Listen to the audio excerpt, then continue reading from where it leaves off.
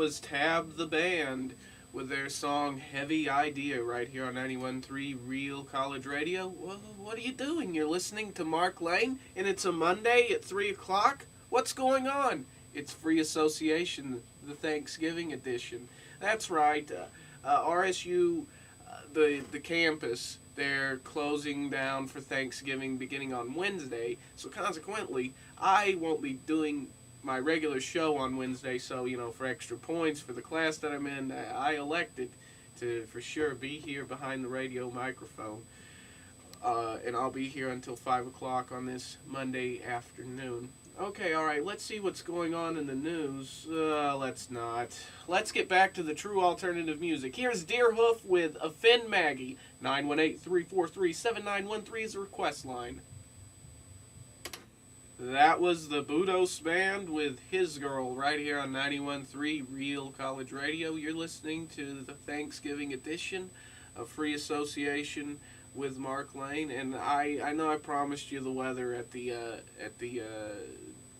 end of the last break there. I don't know what happened. It played the music, and then it played a spot, and then it went right to the music, so I wasn't able to give you the weather. I don't know what happened. I guess whoever wrote the log was fantasizing about their mother's turkey and chicken and noodles and so forth, and they forgot to actually do. I'm kidding. But I'm not kidding about doing the weather, so go ahead and do it. I'm serious. Alright, your 91.3 FM weather calls for sunny skies today, highs in the upper 50s. Tonight we'll have clear skies, lows in the mid 30s. Tomorrow, sunny skies, highs in the lower 60s. And then tonight, mostly clear, lows in the mid 30s. Right now it's 59 in Claremore and 61 in Tulsa. And let's get on to a request that we have here. We have The National with Apartment Story. The request line is open, 918-343-7913.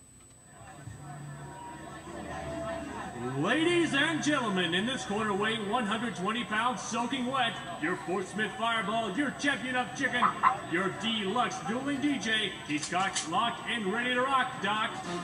It's Mark Lane! Alright, on today's show, I decided I know what I'm going to talk about. I'm going to take on the TO issue. I am. I can't take it anymore. Now, I will be the first to admit to you that I hated Terrell Owens when he was a Philadelphia Eagle and when he was a San Francisco 49er. I got nothing to hide when I tell you that, and that I did not want him to be a Dallas Cowboy.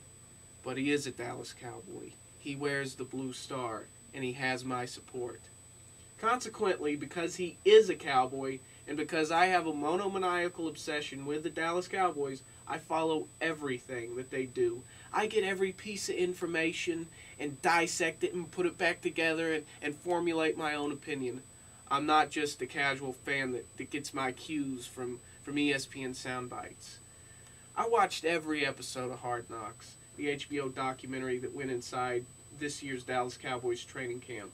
In that 5-part miniseries, they emphasized Terrell Owens' work ethic and even showed him helping out some of the rookies, the undrafted free agents who had as much a chance of making the team as I do of dating Heidi Klum.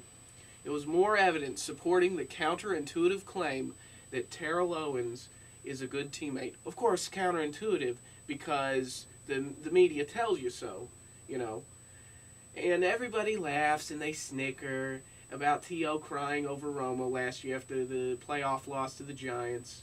However, if you watch that entire interview, which is available on YouTube somewhere, you will witness firsthand what I'm talking about being a good teammate.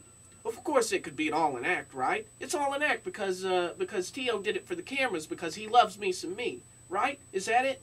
Well, then how come teammates like Tony Romo come to his defense? Why is it that whenever something happens and they try to indict T.O. in the media, in the court of the media, Tony Romo comes to his defense? Why is that? Well, I guess because T.O. probably smeared him off, him and Romo and a couple other teammates, right? They're like his mini PR agents, the mini Drew Rosenhauses. The way T.O. was treated this week by the media was distasteful. And remember, I have a term for media members that I don't like. It's called mediate. It's an amalgam of media and idiot. It's, like sheeple. A prime example of immediate is that double-named journalist in the Metroplex Press. This double-talking, double-named mediate wrote an article Sunday before T.O.'s 200-yard, 7-catch, 1-touchdown performance that T.O. had lost a step, and it was time to quit forcing him the ball. It was replete with the typical lexicon that's used to describe T.O. Whining, complaining, etc. I'm glad T.O. took this mediate to task during his post-game press conference yesterday. It's about time T.O. got proactive with the mediates who paint him out to be the devil. Ed Weirder of ESPN has already joined T.O.'s blacklist. It's time to put that double-talking, double-named Metroplex mediate on that list as well. I say this because I love me some T.O. And I'd play the outro, but that's a little too much talking for real college radio. Let's get back to the true alternative music with the Gaslight anthem, Casanova, baby. You know